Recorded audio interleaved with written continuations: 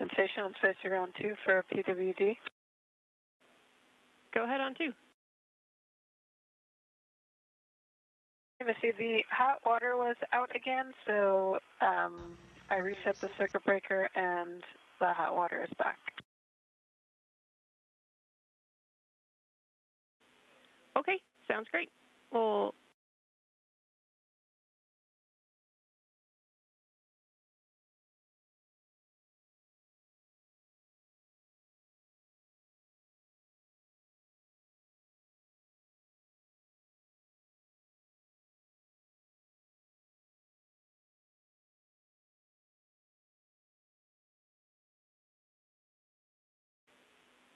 Station, this is Houston. Are you ready for the event?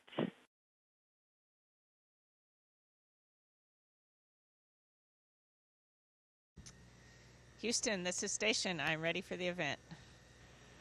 Houston ACR, this is Mission Control. Please call Station for a voice check.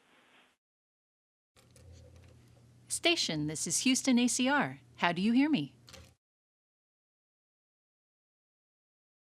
Houston ACR, this is Station. I have you loud and clear.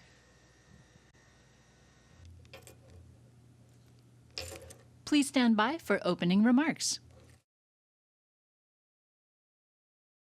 Welcome students and staff of Advanced Learning Academy, and all those who have joined us for this special occasion of the NASA Downlink. I'm Derek Bays, the General Manager of the San Antonio River Authority. Today marks an extraordinary collaboration between the River Authority, San Antonio ISD, and this esteemed academy as we embark upon a journey of discovery with NASA astronauts from Expedition 71 aboard the International Space Station. This unique opportunity provided by NASA allows us to bridge the gap between the wonders of space exploration and the pursuit of knowledge right here on Earth. Through this downlink, students from the Advanced Learning Academy in San Antonio, Texas, will have the chance to ask their questions directly to astronauts, gaining invaluable insights into the mysteries of the cosmos. At the San Antonio River Authority, our mission extends far beyond the banks of our local waterways. We are dedicated to fostering a deeper understanding of science, engineering, and STEM education within our community. This partnership with NASA underscores our shared commitment to igniting curiosity and nurturing the next generation of innovators. Together, let us embrace this incredible opportunity to learn, explore, and be inspired by the limitless possibilities that lie ahead. Thank you for joining us on this extraordinary journey. Hi, my name is Carolina. My question is, how do you know when to take off your helmets?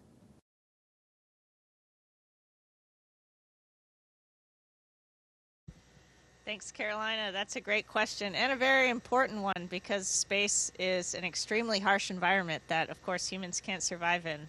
But we always make sure we know when to take off our helmets through the use of our procedures. So the checklists that we use, we make sure we're on the right step. We have instruments that tell us that the environment is safe for us to breathe in if we take our helmets off. And then, of course, we are also always talking to the big team on the ground who supports everything we do up here. So we're checking with them to make sure it's safe. Hi, my name is Alan, and my question is, what was the preparation for space travel like?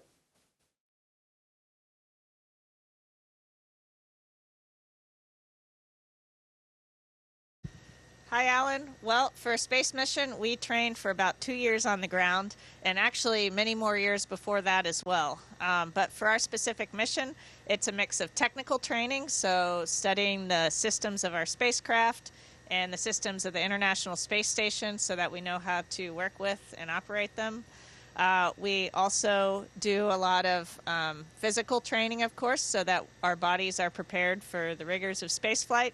And then lastly, we do a lot of what we call expeditionary skills training, and that's things like teamwork, learning how to work with our crewmates who will be on board space with, and how to be good communicators. Hi, my name is Michael. My question is, what's your best advice for a third grader who wants to become an astronaut?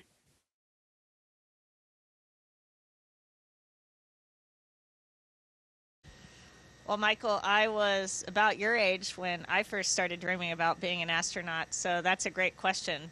And I would say, first, study hard in all your subjects. Math and science, of course, are really important, but it's really important to be a well-rounded human. So you want to study English, art, all the different subjects. And then second, take care of your body. So keep in good health. And third, be a good teammate and a friend. Learn how to work with different people. Hi, my name's Mario, and my question is, what was your journey like to make it to this point in your career?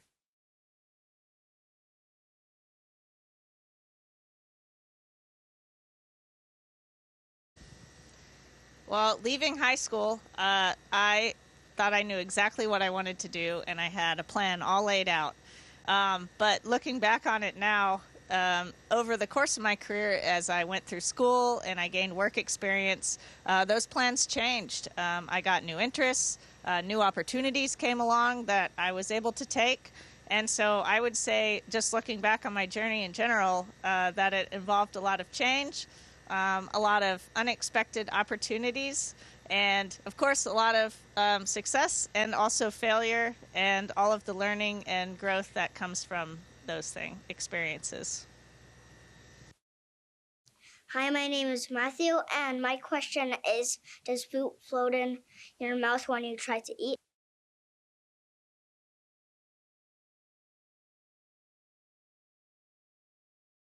Great question, Matthew. And I actually have some snacks to show you, because up here on Space Station, everything is always floating.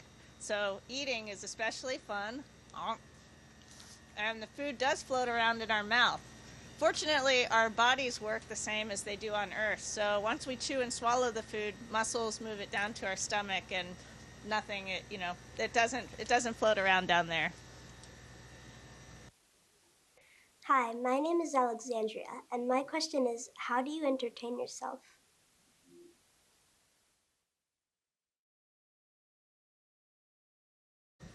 Thanks, Alexandria. I spend a lot of time looking out the windows here. We have great windows that look down on Earth and out into the stars, and so looking at Earth and the stars is one of my favorite things to do up here. I also like taking photographs. Photography is something I got into, and hanging out with my crewmates, of course.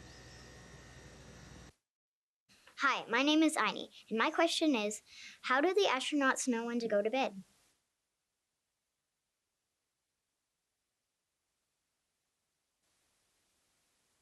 Well, we see so many sunrises and sunsets every day that it could be really hard to know how to go to bed, and sometimes our bodies are a little bit confused by that. But we work on Greenwich Mean Time, so we keep a pretty normal work day, starting around 7:30 a.m. to 7:30 p.m., and then we go to bed at a regular hour. So in short, we use a clock.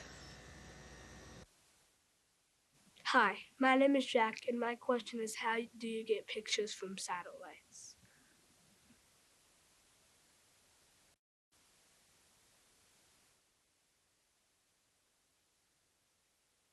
Well, we take a lot of pictures up here as astronauts, and then we also have cameras on the International Space Station that are always taking photos of Earth as well. And we are fortunate to have a really good communication link to the ground, so we are able to downlink those photos almost all day down to the ground. And then, of course, people can send us photos as well. Hi, my name is Kara. Hi, my name is Kent. Our question is, what does the San Antonio River look like from space? Can you see it moving?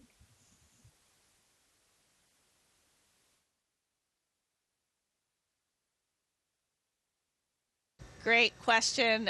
One of my favorite things to look at up here has been rivers from space. I have been able to see the San Antonio River, but we are a little too far away to actually see the water flowing. But you can see rivers, the San Antonio River and others, all spread out across Earth. They look like veins, like lifelines of planet Earth. And I think the biggest thing that I think about when I see them from space, it's really clear all the people who need that water and who use that water, from cities and towns to farmland. all the way to the ocean. And so it's just a reminder of how fragile and how special those ecosystems are and what a precious and limited resource water is. Hi, my name is Sebastian, and my question is, do you ever see satellites orbiting Earth from the space station?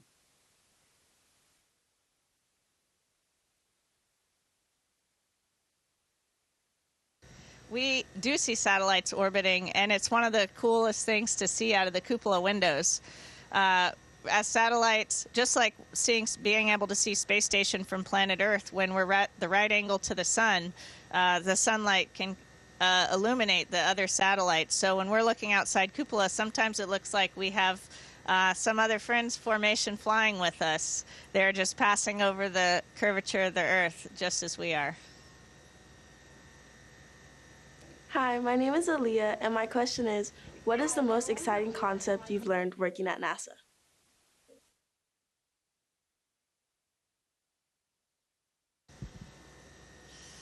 As astronauts, we get to learn all sorts of exciting things at NASA in all different kinds of fields. It's one of my favorite parts of being an astronaut, that we get to learn. We're the technicians, we're the scientists on board space station. We're also the doctors and photographers and all sorts of different skills. So that's been really cool. One of my favorite technologies, though, that we get to learn about is the life support systems on space station. We recycle our atmosphere up here, so all the air we breathe, and then we also recycle the water we use. Everything is a limited resource on space station, much like it also is on Earth. So those technologies that we use to conserve our limited resources up here are really interesting to me. Hi, my name is Riley, and my question is, if you were to dump water in a space station, which way would it flow?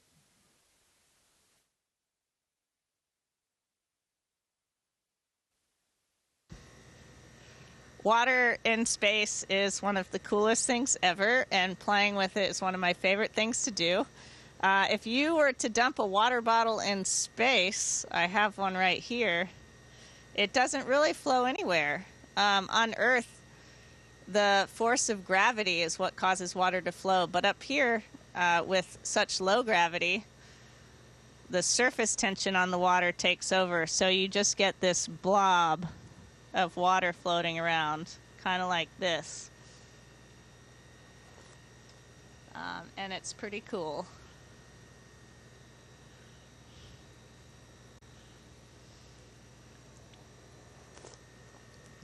Hi, my name is Ian, and my question is, you guys use safety tethers on spacewalks. How many do you use, and how strong are they?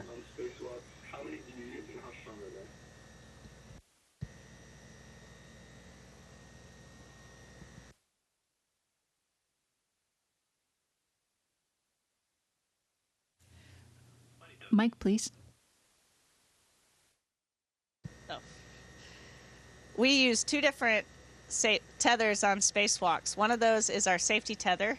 That is a long steel cable that goes all the way back to the airlock, and that's kind of our backup tether. And the other tether that we use is our waist tether, and that's a shorter tether that we drop a couple feet long when we get to a work site, and that keeps us in place at that work site. Hi, my name is Gabby, and my question is, what did you have to do to become an aerospace engineer?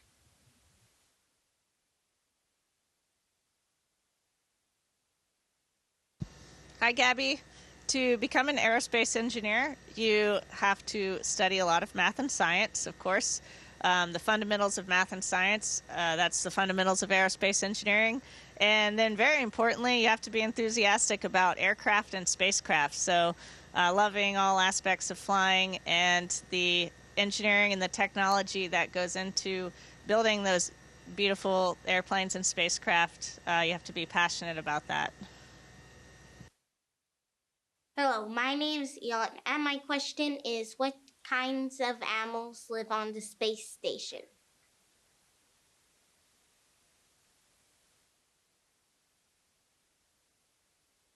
We've had a variety of animals on space station, everything from spiders and butterflies to flies and mice.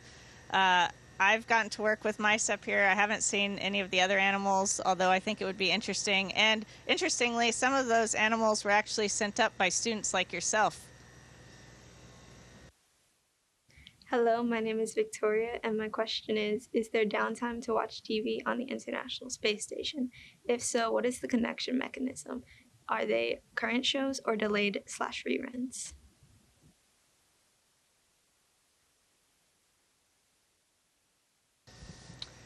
Well, we don't have a ton of downtime up here because we are pretty busy every day, but we are able to watch TV shows, and we are able to get those either uploaded, so we can watch the files on our computers even if we're offline, or we can actually have them streamed in real time too, like if there's a sports game or a show that you want to watch in real time. So it's actually pretty easy considering we're in space. Hi, my name is Caitlin, and my question is, how big is an International Space Station?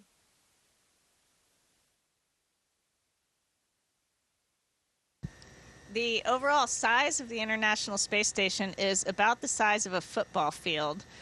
Inside, the living space is about the size of a 4-bedroom house, and there are 7 people living on board.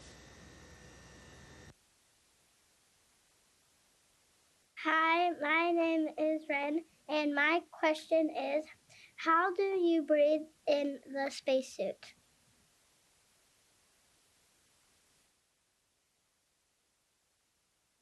In our spacesuits, we have compressed tanks of oxygen, and so we are able to breathe that oxygen. And then we also have scrubbers in the spacesuit that remove carbon dioxide. So as we're breathing, we're actually also recycling that air in our own little tiny spaceship. Hi, my name is Will, and my question is, when astronauts return to Earth, do they get tired more easily doing everyday things than before they went to the station?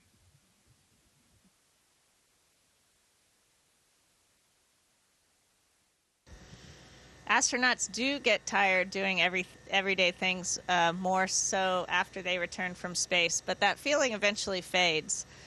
In the first couple weeks, though, you are basically relearning how to live in gravity.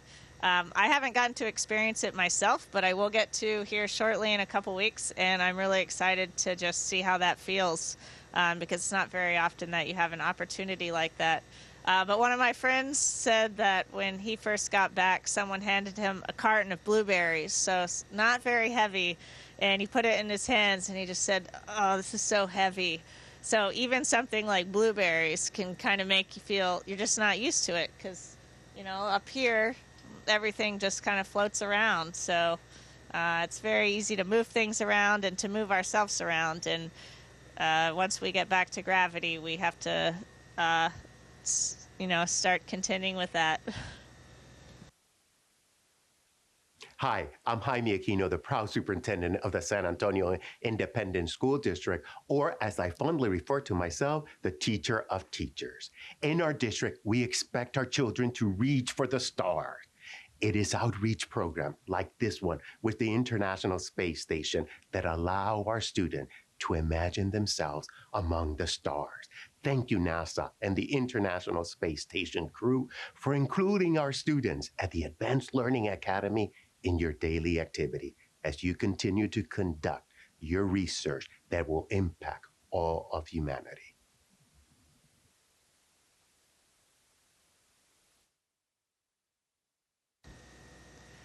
Thanks to all the students for the excellent questions. I enjoyed answering them, and a big thanks to the San Antonio River Authority for sponsoring this event. Station, this is Houston ACR. Thank you. That concludes our event. Thank you to all of the participants. Station, we are now resuming operational audio communications.